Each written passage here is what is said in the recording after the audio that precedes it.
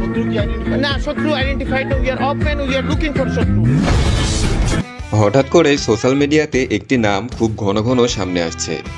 হ্যাঁ বন্ধুরা, আমি লুৎফুজ্জামান বাবরের কথাই বলছি। কে এই বাংলাদেশের নাগরিক যে ইন্ডিয়ার মতো একটি রাষ্ট্রকেও অস্থিতিশীল করার চেষ্টা করেছিল? কি তার পরিচয়? এতদিন তিনি ছিলেনই বা কোথায়? হ্যালো পৃথিবী আজকে আপনাদের এইসব প্রশ্নেরই উত্তর দিবে। আশা করি ভিডিওটি শেষ পর্যন্ত দেখবেন। কিভাবে বাংলাদেশের সীমানাকে আমি বাড়াবো, this is a priority. Lutfuzzaman Babar 10 October 1958 সালে তৎকালীন পূর্ব পাকিস্তানের নেত্রকোনায় জন্মগ্রহণ করেন। তিনি 1991 সালের পঞ্চম জাতীয় সংসদ নির্বাচনে স্বতন্ত্র প্রার্থী হিসেবে আনারস প্রতীক নিয়ে নেত্রকোনা 4 আসন থেকে সংসদ সদস্য নির্বাচিত হন। এরপর 15 ফেব্রুয়ারি 1996 সালের ষষ্ঠ ও 2001 সালের অষ্টম জাতীয় সংসদ নির্বাচনে বাংলাদেশ জাতীয়তাবাদী দলের প্রার্থী হিসেবে নেত্রকোনা 4 আসন থেকে সংসদ সদস্য নির্বাচিত হন। অষ্টম সংসদে তিনি স্বরাষ্ট্র প্রতিমন্ত্রী হিসেবেও দায়িত্ব